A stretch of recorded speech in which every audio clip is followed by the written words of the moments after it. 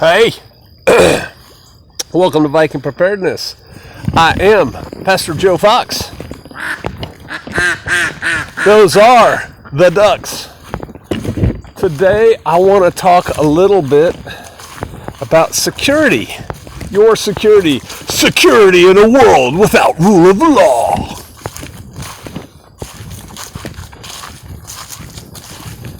Books have been written on security. Classes have been taught on security, some by me. Can approach it a bunch of different ways, but I think I'll approach it this way. One aspect of security is the fact that you don't just have security, you have layers of security.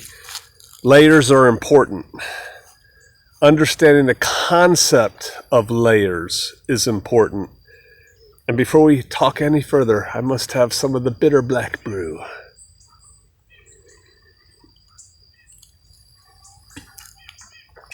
All right. We could start big and get smaller, start small and get big. I think we're going to start small and go to the bigger. The first thing starts with your attitude. Your attitude that you need to have security. Your attitude that you are responsible for your security, the security of you and your people. If you're just blithely going through life, la la la la la la la, nothing's going to happen, you have no security, right? The Jeff Cooper's color code of awareness, right? White is you're asleep. Yellow is you're physically in the room, but you're not mentally in the room. You're checked out. You're playing your computer game. You're watching a good movie. You're reading a good book. That's yellow. Orange is you've noticed that there is a potential threat and are starting to take action. And red is you're dealing with the threat. And it's all about not just awareness, but then doing things, getting through the OODA loop quicker. If you don't know about Jeff Cooper's color code, I highly recommend you read about it. All right. So that's one, realizing that you need to be responsible for your security. You know, when seconds count, the police are only minutes away, right? All right, and then it goes to once you have the mental wherewithal that you need to take care of yourself, here comes something that a lot of you aren't going to like. Forget the cool toys. Forget the pepper spray and the pistols and the Kubotan keychain, and that's you are your primary weapon. You. How are you at fighting? How are you at handling yourself? How are you at handling yourself in various situations? Well, I don't go out at night, so I don't have to be in those situations. Neither do I. But I'm ready to deal with it to the best I can when the time comes. Why is that? Because I've trained very hard for it. You should too. That could be another whole video. What's the best martial art? The one you do all the time that involves real contact. That's the best martial art. I like Krav Maga. I like Muay Thai. I like boxing. That's about it for now. What about this? What if? See, everyone loves to pile in. I don't care. Know something. Know how to handle yourself when physicality is required. Maybe between, I haven't written this out in notes, maybe between, look at the wind. Maybe between realizing you have to provide security and physicality is having a general security awareness so that you avoid problems that can be avoided, right? Don't go to those dark places. Don't be around drunk or high people. Don't do those things. Learn how to disengage when you have to. Don't get caught up in road rage. Somebody could pull an Uzi out. You don't know. Just chill. So there's that. All right, then we come to the next level. I can handle myself. You can handle yourself physically, it includes physical fitness. If you huff and puff walking across the parking lot to get to your car or to get from your car to your desk with your huge big gulp and your extra large fries, you're not going to fight very well when it comes to it, right? Now comes to tools. What kind of tools do you carry on you all the time? Oh yeah, see? I usually have a pocket knife. right here. And I took it out to cut something the other day, and I told my wife, I set it down. I remember setting it down and saying, because my hands were full, I need to remember I set this down. That's a really expensive knife, too. Utashi no Ken or something. I got to find that. Anyway, what kind of tools do you have to defend yourself with? Here, this is a flashlight. Woo-woo. Oh, wrong button. There you go. Can you defend yourself with something like this? Boom, boom, right? That goes back to skill sets, but now you're enhancing your ability to defend yourself. You got other things too, just don't want to put it on the video, right? All the things. One, you got to have the tools. You have to have the tools on you, locked in your safe, unloaded with the ammunition stored in a separate place isn't going to help you with a firearm to defend yourself. You're not going to have time to load it. It only takes 3 seconds to load it. Well, trust me. Go ahead. You need to have tools available. So having the tools is important. Now you got to know how to use them. I just watched, I'm subscribed to Police Activity. It's a YouTube channel, and they show police shootings. It amazes me how bad police are at shooting, and they are nominally trained, right? It's just, they're terrible. They're just terrible. They're getting better. I don't know I can prove that statistically, but how well trained are you in your tools? It doesn't do any good to have the super duper combat knife, the clinch pick or something like that, if you don't know how to use it. Well, it's better to have it, I guess, anyway, but I saw Dixie. Wanderlust, I think was her channel name, and she was an Appalachian Trail hiker. I followed her a lot. And somebody asked her about security, and she had this little knife, and just the way she held her knife in her hand, I was like, oh, take that knife. The tool is fine, but you got to know how to use it. So get training in the tools. Does that make sense? Get training, get combat training in the tools. And the closer you can get that training up to real world conditions, which means physicality, the better it is, right? So there's that. So now we're at our personal level. Now let's go to our immediate environment. Again, awareness is key. Understanding environmental weapons, what you can pick up and use, is good. Staying out of trouble, that's still part of the environment. Your car and your house, right? Some of you spend a lot of time in your car, your vehicle. Some of you spend a lot of time at home or work. Workplace violence is a thing. I just saw somebody wrote on here, run, hide, fight. Yeah, I guess that's the standard for workplace violence. I'll leave it at that.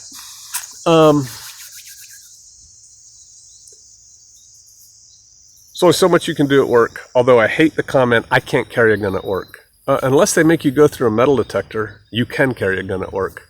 Just saying. So there's that. Your house. Bazillion things on how to harden your house, right? Good locks, good doors, do this, do that, do that. If you are, and you need to do that. You do need to do that. But if you are fighting from inside your house, you failed. You failed, which is why the story I told the other day to the Warriors, Jarls, and Berserkers, I'm mad at myself, and we are already addressing that. You need to have your house secure, and again, there's lots of stuff for that, right? Keep your house secure. For God's sakes, lock your doors all the time. When you go into a door, lock it. When you come out of the door, you're out. Keep your doors locked. That way somebody at least has to make noise to get to you. That's a concept. If a man built it, a man can disassemble it. And so keep your house locked. Put a exterior grade door. If you have an attached garage, put an exterior grade door between the kitchen typically and the garage. Wherever you enter the garage from your house, that should be an exterior grade door. Not an interior grade, which most people put in. Dogs, alarms, all that stuff, house. Okay, fine, that's a layer. Now you go out to your yard.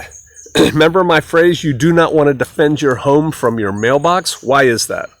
Why don't you want to defend your house from your mailbox? Because if you have to shoot at bad guys, those bad guys are presumably shooting back at you, and those bullets are going into your house, which you don't have a bulletproof house. And what you love is in that house. Who you love is in that house. You don't want bullets going in there. Get away from your mailbox. Having said that, you need to secure your perimeter. If you are a typical suburban person, do the best you can within the rules that you have in your area. Can you put a fence up? Fence your property. Fence it with a good fence. Have a gate. Can you have a gate? If you can have a gate across your driveway, have a gate. Excuse me, coffee. Keep it closed all the time. Don't just close it when you're gone. Do you think criminals do pre-operational surveillance? They do.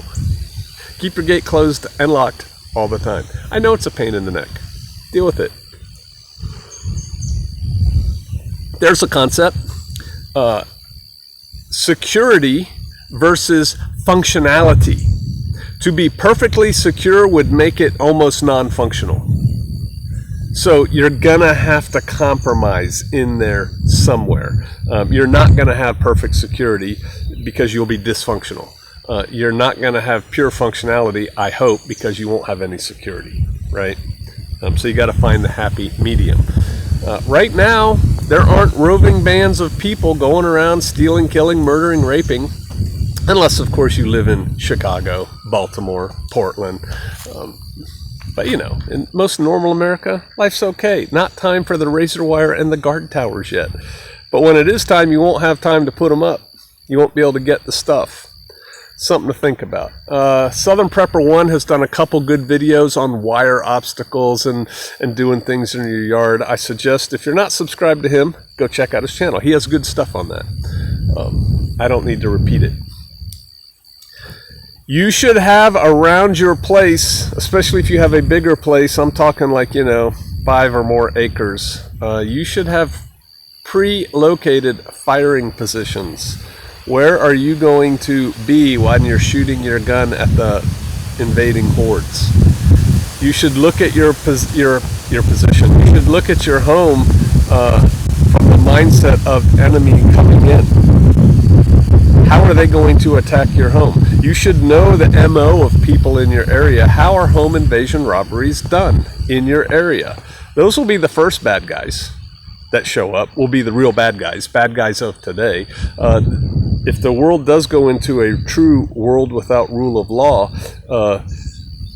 yesterday's good guy could become tomorrow's bad guy, right? And so tactics will change. They will. But how do they attack? Well, then how do you prevent that?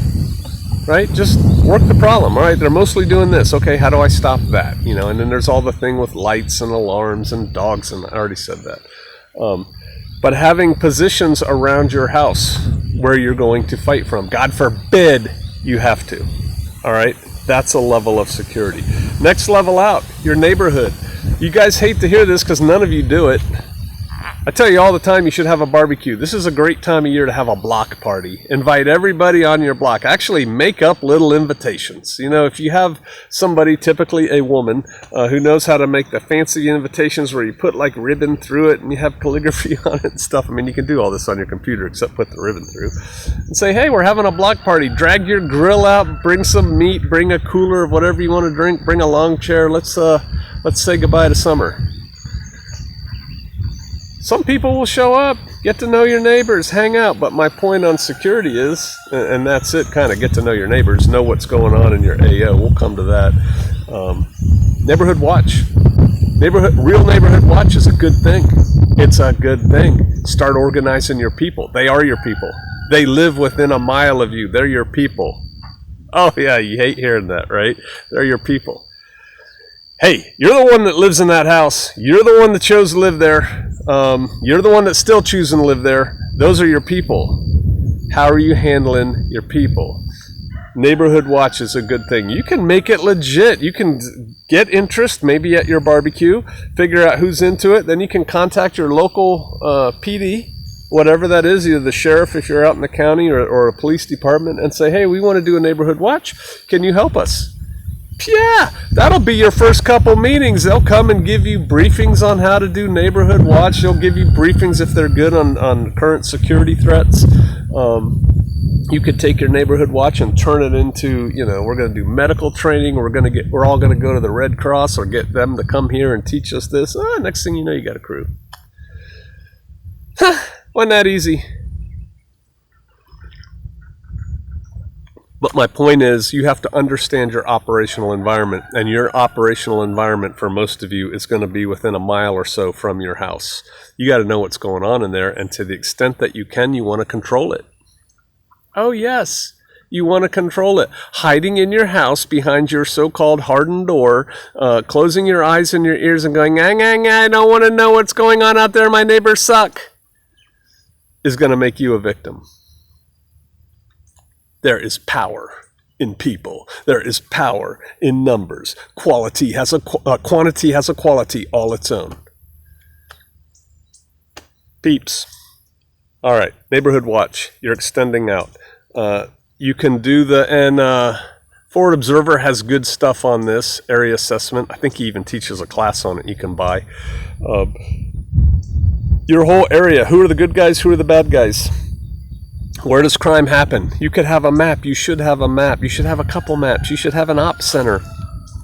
Where's crime happening in your area? Who lives where? How many people are in that house? Dun, dun, dun, dun, dun. What are the major avenues of ingress and egress to your house, to your neighborhood, to your whatever? How are bad guys coming? How are they leaving? I know they could low crawl through Millie's bushes over here. I know they could, but how are they doing it?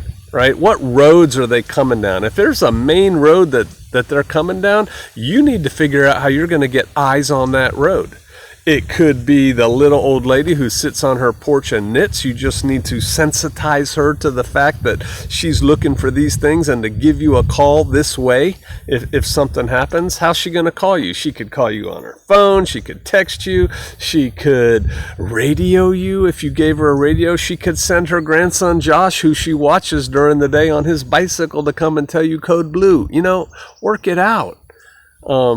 And that's kind of getting to the next thing we're going to, but you need to have eyes on the key points. You're not going to be able to have somebody every 10 meters in a mile radius all the way around your place, but you should have eyes on the critical points.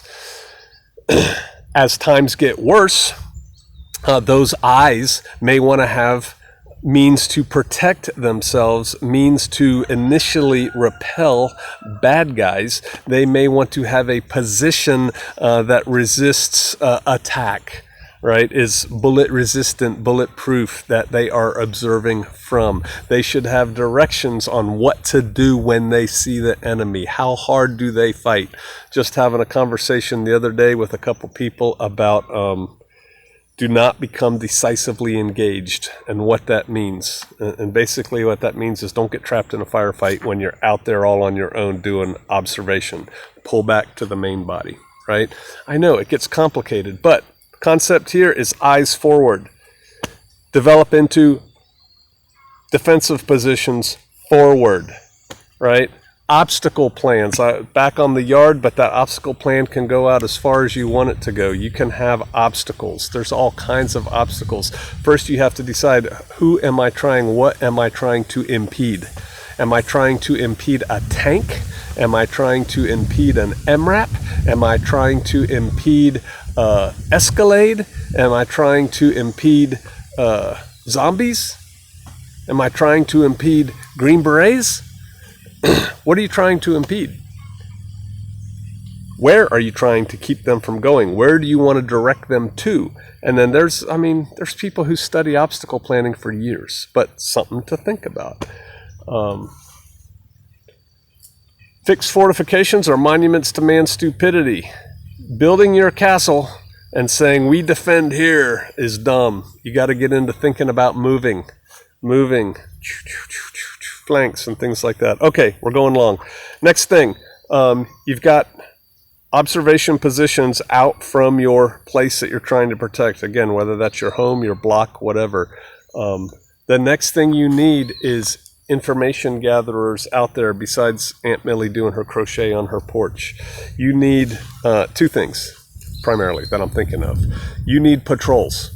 You need patrols going out back and forth around your perimeter into the uncontrolled area a little bit. So why? So that you know what's going on out there, so that you have early warning, so that you see things developing, so you see, oh, they're burning and looting and they're coming this way. And you don't want to know this when they're literally right down the street from you. You want to know it when they're out there because it gives you time to make decisions and do things. So there's that.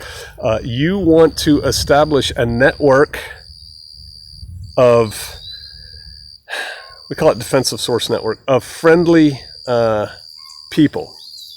In other words, instead of being the guy or gal that wears sunglasses and is very curt and short and doesn't like being out in public and never chats anybody up, how about you develop that one gas station owner? You know, he's from India, nobody likes him, and people don't talk to him and they're kind of rude to him. It's not too hard to make friends with that guy. Next thing you know, when he sees something weird, he's texting you. Right? Hey, I saw this. I noticed this. He's your little network guy out there. Maybe you know somebody on the fire department. Maybe you know somebody who works in the hospital. Maybe you know someone who works at the county, state, federal, legislative system, and they can give you heads ups of things. This is your network, and they let you know things are happening. The thing is, networks don't happen. You got to do the work and develop your network, but the network is part of your security. The network is letting you know, hey, there's a disturbance in the force over here, and it's starting to look like this. And then that allows you to deploy other assets to it. I'm going to send somebody to check it out. I'm going to send a patrol over there. I'm going to do whatever. But you're not just sitting there again in your living room going, I hope nobody kicks in our door. No, you got to be proactive. You got to get out there. You can't have too much information. The more you develop this, the more your crew starts working on these things, the more information you are going to amass. You are going to have a section that deals with this stuff. And it's kind of twofold, right? It's intel coming in, and it's security operations going out to deal with it. But you're going to have something to do that. You can't do it all. You need people to do this correctly, because I'm telling you, we probably have I know we have at least one MI person here, military intelligence. They rarely work alone. They have whole staffs, and they're not bored if they're doing their job correctly. There's so much to do. So you, lone prepper, you can't do that and get your food ready and think about planting a garden and think about this and you need people. But to the extent that you don't have people, do the best you can with what you got where you're at. And maybe I'll see you out there.